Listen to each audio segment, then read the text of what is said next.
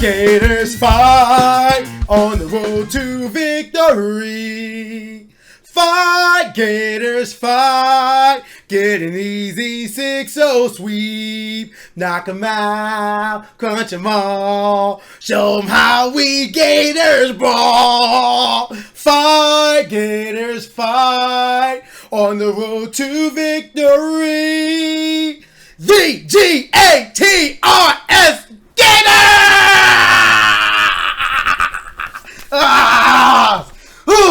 I forgot to close my door. Hello. Yo, what's up, guys? PKSparkxx, your coach of the Philadelphia Feraligatrs, right here. And we are here to discuss the regular season of the UCL Season 3. If you are not aware, because you missed the last 7 battles, your Gators, as you can tell, I'm heavily inspired by them, but your Gators have ended the regular season 5-2. That means we are going on to the playoffs to face off against the Heated Mo, Nexus, and Sanctified Negro, coaches of the Toronto Togekiss, Pittsburgh Pichus, and Chicago Buffalons, respectively. Now, this is going to be a really tough playoff season, and it's knockout format. So if you lose, you're done.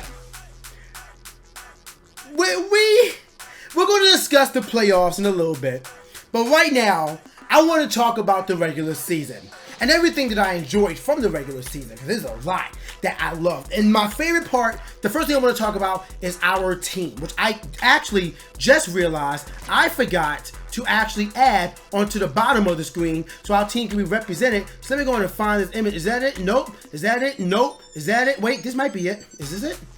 Is this it? This is, nope, that's Nick's team. Gotta keep on going. Is this it? Is this our team? Hold up. Oh, this our team, baby. Oh, live editing. Look at the live editing right there. Woo-wee. So, this is our team that we brought for the UCL Season 3, that we drafted for the UCL. Boomy, the Landorus, Specs, the Rotom Wash, Dragonite, Ketzel, the Dragonite, Virgil, the Manectric, Porthos, the Terrakion.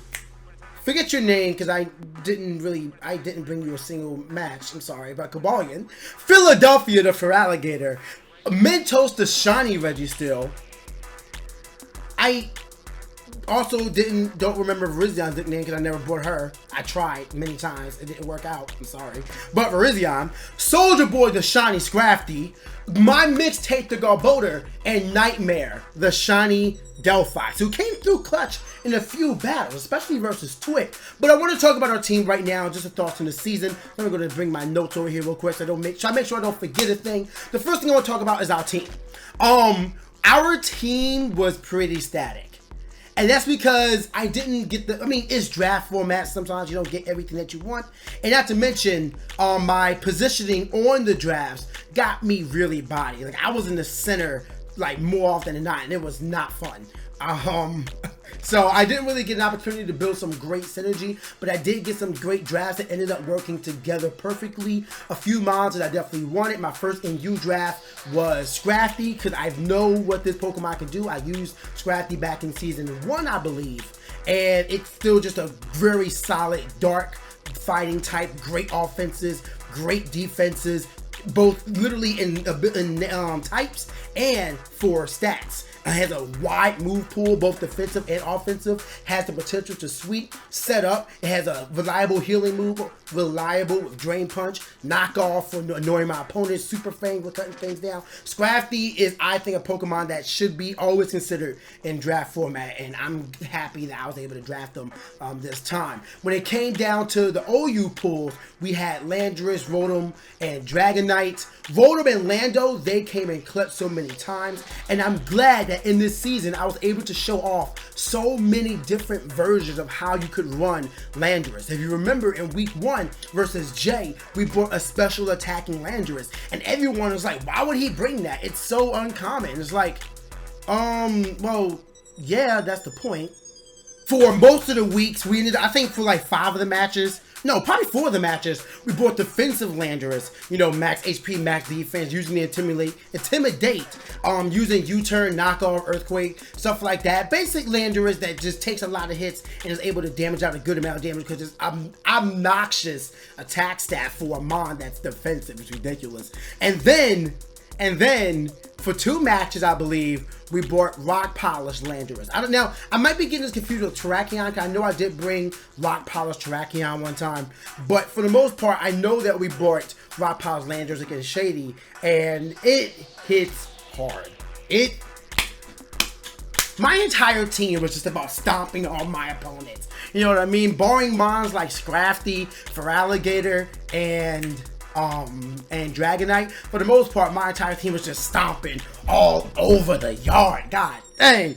But yeah, Landers came through very clutch. When it comes to Volt and Wash, he was always defensive. Sometimes he was physically, sometimes he was specially, but dude took the hits that he needed. The only mons that he didn't really do anything against are the mons that, well, shut him down by abilities or something like that, or an absolute grass type. Ergo, Twit in his Kyurem Black, that terrible ability. That just kind of, you know what I mean? So, it is what it is, but Dragonite did not come as often as I thought he would, like Quetzal, but the week that he did come, he did some good damage. More often than not, he was used as a Philemon just to hit hard, possibly set up. He did work against Nick. Like, he definitely allowed us to whittle down his team. And we got a good amount of damage off against Shady with Quetzal as well. I believe it was Shady, where it was like we tried doing Substitute, and he had Moonblast, like, all right, ain't gonna work, just attack. And we did a good amount of damage with Dragonite. So even though it never swept like I know a Dragonite can, it was never my focus because of all the many weaknesses that come Dragonite's way. I mean, Ice is common, Stealth Rocks is common, breaking his best ability, multi-scale, which means that you always have to carry Defog along with Dragonite in order to make it work. Has 4th move syndrome, where there are so many moves that Dragonite can learn. Sometimes you just like, I need that one extra move, so what do I take out? Its speed stat's pretty slow, but Dragonite is still a threat that should be respected. And I mean, this season for the Gators showed why. When it comes to Mega Manectric, I picked Mega Manectric because I remember in Season 2, I was getting bodied by everything that outspeed me. So I'm like, you know what? We're going to pick a mon that just outspeeds, forcing my opponent to possibly throw on some choice scarves. It happened several times, except versus Nick, for reasons that I can't understand. Although I already know if I meet him in the finals, it's not going to happen that way again. Like, his team's going to be fine-tuned because that front office... Actually, no, they were pretty gracious about it. I'm not going to sit here and try to lie about it. They were pretty gracious. Like, hey, man, you know, it's cool. We lost, but we'll come back in stronger, and it's our mistake. And I'm like, all right. Still beat you. Anyway. Mega Manectric came through clutch. It was very straightforward, but that does not make it a bad mon because it's still a threat. Intimidate to lower attack. Great, like 135 in special attack and in speed. Really does hit hard, has so many options available: Thunder Wave, Thunderbolt, Volt Switch, Overheat, Flamethrower, HP Ground. Honestly, with those moves, you can cover anything and everything. I was able to get off sub versus J, although it didn't do as much as I wanted it to do, but still, if you get it behind a sub, it's punching things. And Manectric was just a really good mon that I chose, that I think was the best decision for me because, god dang it, Manectric, it was bought almost every single week, if not every week. For good reason, you know what I mean? Terrakion, not bought every week, but when he did come, my man stomped the yard. Oh, see him. There was one match where I was so freaking hyper bombed. Just like, yo, look at Terrakion. I'm about to trample over everything in his path. This dude is so burly. He is so thick. He's a freaking freight train on 4 wheels. Please try to stop a Terrakion when he's charging, especially behind a rock polish. My dude, the only thing that sucks about him is that he can get walled like really hard by certain mons. Ergo, Yuxi. I mean, mind you, I also had like, if I wasn't choice scarfed, I probably could have done better. But still, Yuxi's still gonna smack me hard with psychic, and it was just bad. But still, like, that was a Terrakion was a mon that I bought either scarfed or rock polish. He was mint there, and it just hit hard. And with I believe 90 HP, in 80 defenses, but I know his defense is respectable, along with strong speed and strong attack stats. Man, Terrakion was a force this season for the Gators. Cobalion, unfortunately, did not make an appearance. And the reason why Cobalion didn't make an appearance because it was too much of a mon that I had other mons to do what I wanted the Cobalion to do better. Reggie still 8 more hits and was able to set up Stealth Rocks and Toxic and Protect. Mind you, Cobalion can set up Stealth Rocks, Cobalion can drop Thunder Wave, Cobalion gets Volt Switch, which Reggie still does not get. But its defenses overall just aren't the same. Not to mention the fact that it's also part fighting gave it more weaknesses than I wanted Registeel. Than I wanted a Steel type on my team to have. It is fast, 108 base speed. All those swords adjusted have 108 base speed, but its offensive stats just weren't the absolute best. So it's like, you know, what do I do when it comes to Volt switching? Manectric and Rotom do it well, and Manectric hits a lot harder. Rotom hits better and has Will-O-Wisp as an option as well. Iron Heading, I mean, Registeel did the job, and because there's only 108 speed, it got outsped by a lot of things I may have wanted it to take, so I figured it was better to just bulk up on the defense, since I'm not going to outspeed it, than to try to outspeed it and hope for the best, you know what I mean? So Cobalion, unfortunately, was a mon that I just did not get the opportunity to bring very often. Feraligatr, Philadelphia Feraligatr, only came once this season. He was on the bench for the most of the season, cheering everybody on, letting them know, listen, you got to do the darn thing. He still hits hard, but the only thing that sucks about Gator is that his moves can get kind of blocked by a well-balanced team. And because the league was smaller this year, a lot of people had balanced teams. I mean, there were a lot of things where Feraligatr just was not the play. He just was not going to be a good option because he has to set up to be a real, well, he doesn't have to, but, you know, get up a Dragon Dance and he's sweeping everything. But I believe his speed is base 78, if not 78, then 80.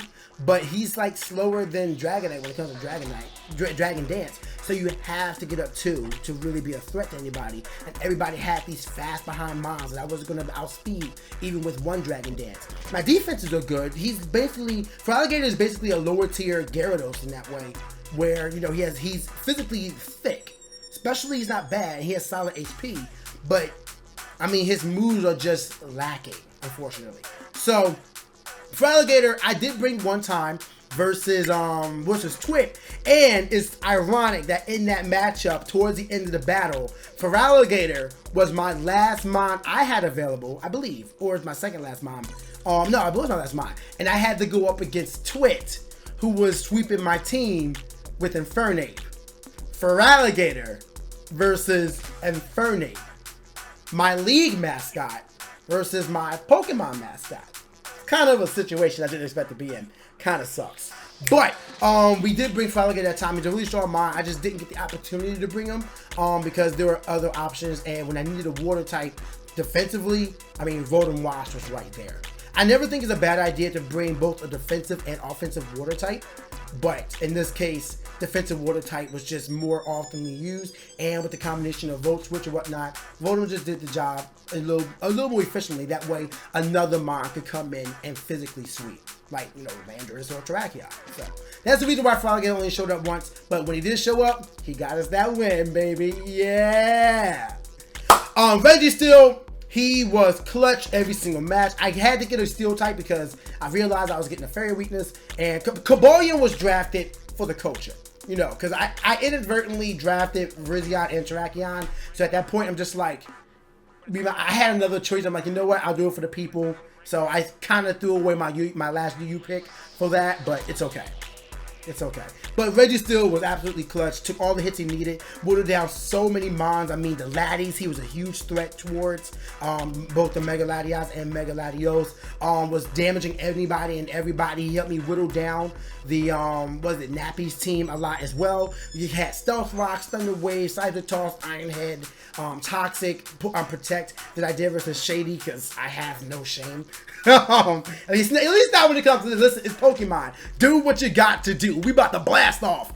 Anybody get that reference? Anyway, the Registeel was just clutch, and I'm really happy about, you know, drafting him. He's a solid, strong Steel type, and I mean, he's always good in draft form. He's good in general. Do not disrespect Registeel.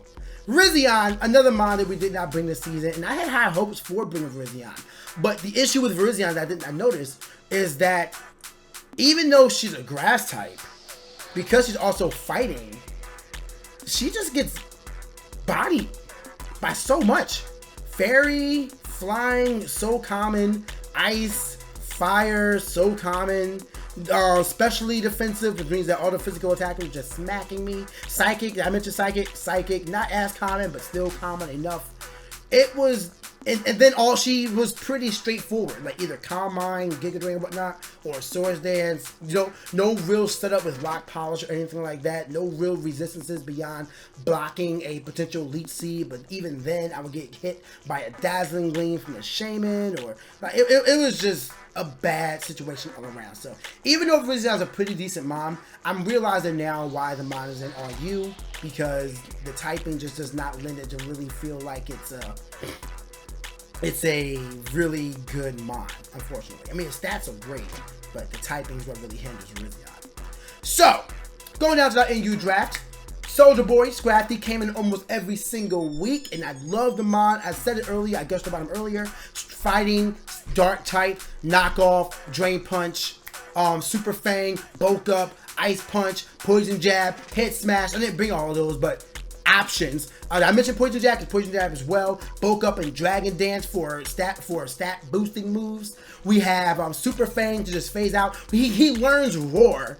He learns Roar, which I didn't know, but I'm like, yo, that's pretty clean for a defensive Mon. Speaking of a defensive Mon, Intimidate, Moxie, and or Shed Skin, 3 fantastic abilities that can allow me to shed off a status so I can keep defending like I am. Intimidate to lower the potential attack stats so I can thrive longer and potentially set up with a Bulk Up, or Moxie because I feel a little, I'm feeling myself a bit, and I'm like, you know what, it's Dragon Dance to infinity. So excuse me, but yeah, that is, like, Scrafty is just a really great Mon. 115 defensive stats. His HP is lacking. His attack, I believe, is 90.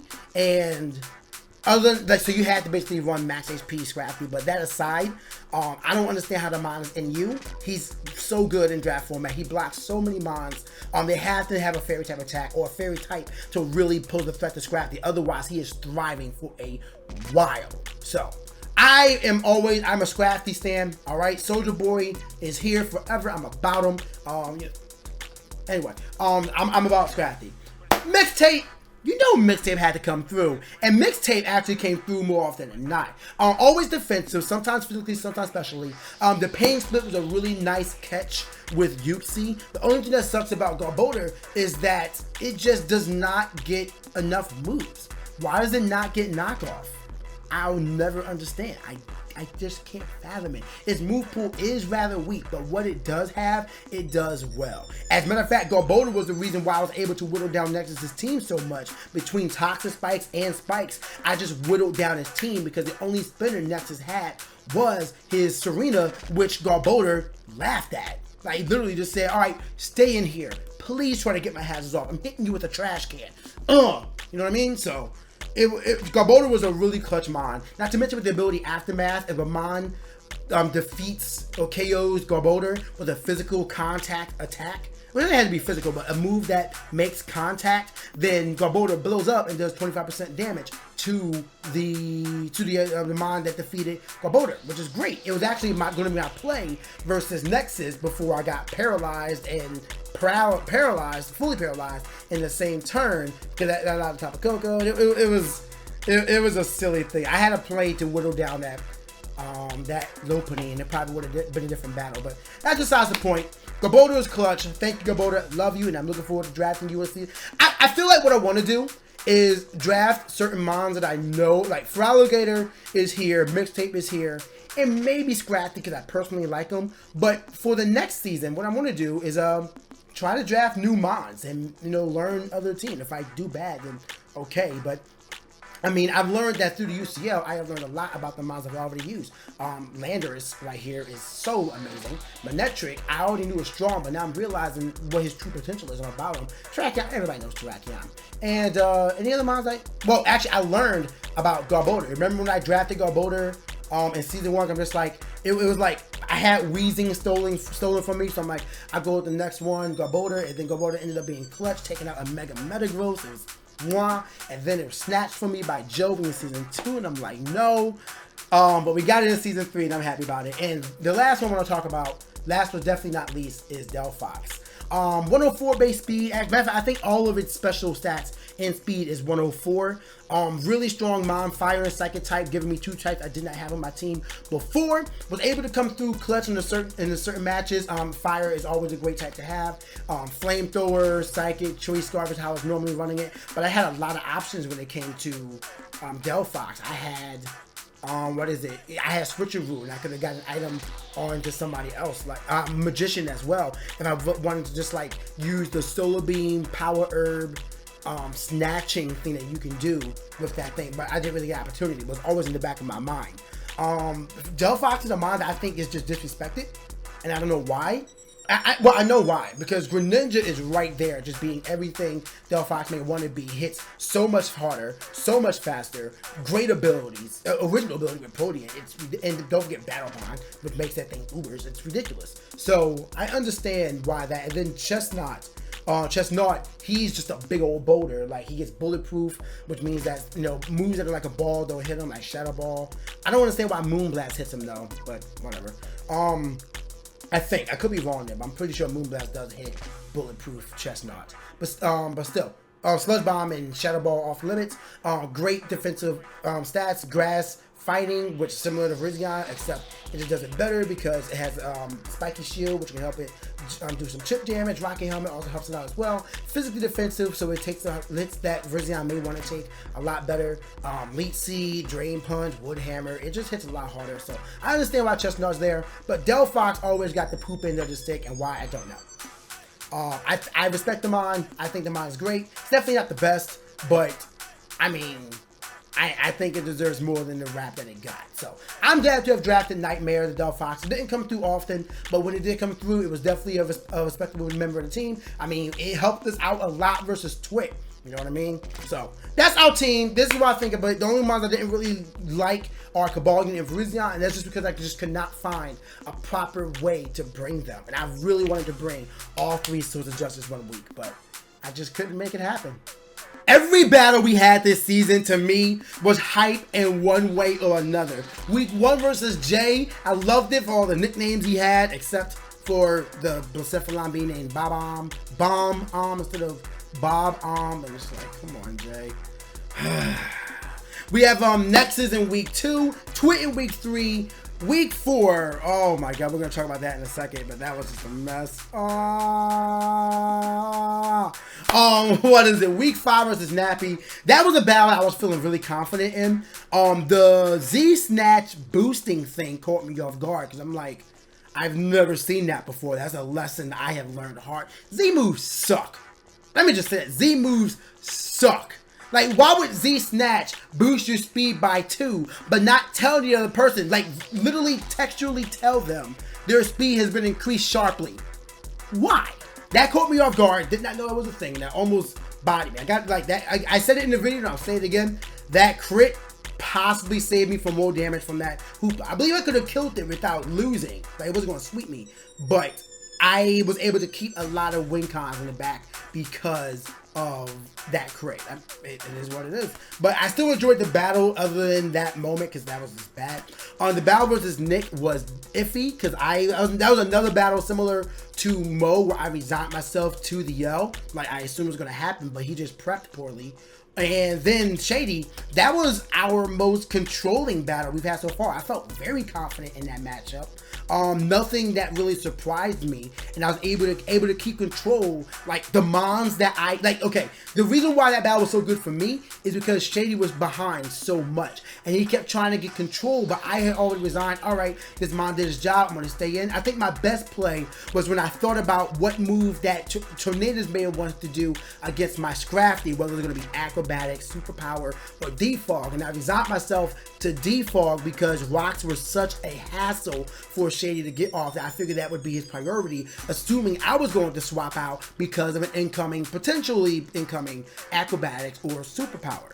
So I stayed in, went for the knockoff. He U-turned out, went to Nita Queen, and I was able to just knock that thing out almost easily. And then the mons, all my defensive mons did what it needed to do. They whittled down his team enough to a point where I was able to bring in Landorus, and it helped out that he choiced his Raikou, which I called early on. That if that Raikou, I knew this. If Raikou was choiced and it was locked into an electric attack, I won. Because Landers comes in, sets up, and sweeps. And that's exactly what happened. So that was my battle where I felt like I was at 100% not caught off guard and whatnot. But if I had to say my favorite battle, it's definitely against Nexus. Similar to Shady, Nexus has the most draft league experience. Like, dude is always in leagues, he's always competitively battling. So he's the man to beat. And I know I held my own against Nexus a lot. I was able to do the darn thing. I stayed strong, stayed true to my goals. I'm just like, I know what we need to do, and that's put this darn rat down. I'm saying rat because he's a Pichu, and Pichus are mice, so that's what I'm talking about. All right. So what is it? We got to put him down. And it was a very hacksy battle on his end. I mean, there were two moments that I feel like really cost me the game. The first one was versus was the Tapu Koko and the Gator, and I'm like, all right, we're gonna take out this Tapu Koko. He goes to Thunderbolt, it gets the paralysis similar to week 1 versus Shady, and then I got fully paralyzed that exact same turn, and that took out my Gator when it still had like 46 HP left. And I believe Gator could have stuck around to help me deal with the Lopunny, because if it would, like, it gets all contact moves, so that would have been a sacrificial lamb, a safe switching against the Lopunny. And then if he knocked it out, he took 25% unless he sit up behind the sub, which I don't even know if that's still I don't know if that is an actual thing or not, but still 25 HP would have been gone. And I mean, that would have helped me out so much, but the paralysis caught me off guard. And then not only that, but I could have potentially won with Dragonite versus the Uxie, but not only did he paralyze me, I got paralyzed, fully paralyzed a few times, and then he got the special D drop with Psychic. At that point, it was just like, there's no way. I mean, I possibly could have just started out with Roost, but I still had to play against the paralysis, and if I got paralyzed one more time, it was game over. And I just kind of said, you know what, just do as much damage as possible and hope for the best. And it is what it is. It is what it is, but that's why I want to face Nexus again in the finals, because I believe I can beat him. I know I can, and hopefully we can get another opportunity. No hacks, and your boy can take home the dub for the Gators. Yeah. My favorite team members are Manectric and Scrafty. Scrafty because he was always clutch. A lot of people, like, every time I do a battle, I always watch their side to see what their thoughts were on the battle, and you know, maybe I was actually correct in some of my assumptions in the battle. And more often than not, I was, and I'm happy about that. I had that, you know, that foresight to say this is why they're gonna do what they do. But the Scrafty, I feel like, was just not respected enough. And that makes it great because Scrafty comes in and just super fangs anything, drain punches, knockoff, possibly crunch if I want to do dragon dance. And it's just, it hits hard, it takes hits. And besides the fairy type, what's really stopping it? You know what I mean? And even if you do have a fairy, I have poison jab. If I set up, you're taking at least 50%. So again, what's stopping Scrafty? One of my favorite mons he bought this season, helped me out, helped me deal with so many teams a lot easier. It laughed at both laddies, like definitely just knock off and just threatening them. It was awesome. So one of my favorite mons. The other one going to Mega Manectric. Mega Manectric was an offensive pivot. It was an offensive threat. It was an offensive, just a monster. It's so straightforward. Volt switch, Thunderbolt, overheat, HP, ground, or if you don't need a fourth move, then you can fill it in with a filler. Like I've done Thunder Wave one week, Substitute 1 week, and I was even contemplating using Laser Focus to catch something on the switching. But it's just such a really good, fast, powerful Pokemon with a great ability, both unevolved with Lightning Rod and Mega Evolved with Intimidate. And I have a lot more respect for Mega Manectric. I might want to draft it in the future if I have an opportunity because, I mean, it's a strong mod. My favorite moments from this season, though, goes the number. You know what? I have. Let's do like a top 5. Top 5 favorite moments of the UCL Season 3 regular season with PKSparkxx. I have it all listed, but I'm going to pick one. Number 5 might be, the Lando and Terrakion sweeps. Those are fun. I gotta admit, I really did enjoy just setting those mons up and watching them just do work. Life Orb, Rock Polish, 3 attacks, and it was great just watching them run house on whoever I had them for. Both Terrakion and Landers got an opportunity to do it, and I'm just happy about it. Shout outs to both of them for getting those sweeps in. Number 4 moment was probably They got this is actually a good one. My number 4 moment would probably be Feraligatrs versus Nefernate. I really did feel a little way about that. I actually just took a screenshot and put it on Twitter. I can't believe that my two moms were facing off, and it's like I have my mascot on one side versus my mom. I want to draft. I really do want to draft Infernape one day, but I haven't had the opportunity yet. But still, it was just one of those things. Just like, dang, this is really happening. So for me personally, that was just like, yeah, this is pretty cool. So the Lando Tracheon sweeps the Feraligatr and Infernape versus Infernape. Oh, calling the miss on Hydro Pump versus Mo. I knew I was gonna miss it. I had a whole existential crisis over it. I'm like, I'm gonna miss. I shouldn't do this, but I know I need it. But I know I'm gonna miss. Just use it. And then I missed, and I'm just like, bruh. It was like, like it was that. It was crazy. So that was definitely a favorite moment because I knew it was gonna happen. It happened. I mean, it made for a great moment, I think. But dang, if it didn't suck and put me further behind the bow than I needed to be. You know what I mean? So that one sucked. Number two moment is probably beating Nick. And I say number 2. I might want to swap this a little lower after learning the circumstances of why I lost. You know, forgetting to spec the laddie to outspeed the Sword of Justice and only outspeeding Delphox, which is 104, versus Terrakion, which is 108, versus Latios, who is Laddies, who are like 110 in speed or 120. I think they get a buff when they make these off. I could be wrong though, but still, it was just that was one of those things. It was like, yikes. Definitely should have counted that because that cost him the game essentially. But just the idea, the concept of beating the the team that had the largest streak in the league, one of the highest rated team, only losing one other week because I mean he thought bringing the laddie like week 1 was just bad for Nick. It was absolutely terrible, but he rebounded quick and got that sweep up. So being able to defeat him in week 6 was just great for the Gators. I'm happy about that. But the number 1 thing that I learned, not just versus the player, but in general, it's a lesson I learned, and it's both Cortana and Hoopa setting up Substitute. Now, the reason why that's my favorite moment from this season is because I learned a lot. Like it reflected so much so in week 7 versus Shady. For fear of Substitute, just seismic toss to infinity. Remember that? That's I learned that Substitute on certain mods can be you can just make something a heck of a lot worse. And Cortana and Hoopa were 2 mods that I was just shocked by. I wasn't really worried about the Hoopa because I did not know Z Snatch was even a thing.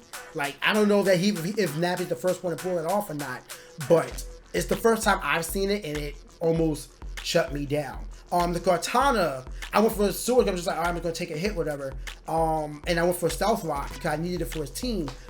But I got tunnel vision and I allowed that Cortana to take out like 2 of my mons definitely, and then one of them got whittled down heavy by just 1 mon before he even swapped out. That Cortana was a threat. So personally, I like those moments the most because I learned that when you have a threat in front of you, do not play around. Seismic toss it, flamethrower, anything you need to. Don't worry about status. What you need is damage because that's what they're going to deal to you. And that's what I learned from those 2 moments. So I lost versus Mo, I won versus Nappy. And the situation was basically the same. It's one of the reasons why I also bring Roar Scrafty now. But still, it was just one of those things where I am happy that I had those experiences, because even though I got bodied one time and I almost got bodied the second time, I still learned a lot. So never again will your boy get caught off guard by substitute threats. So what do I expect from next week's playoff match versus the Heated Mo?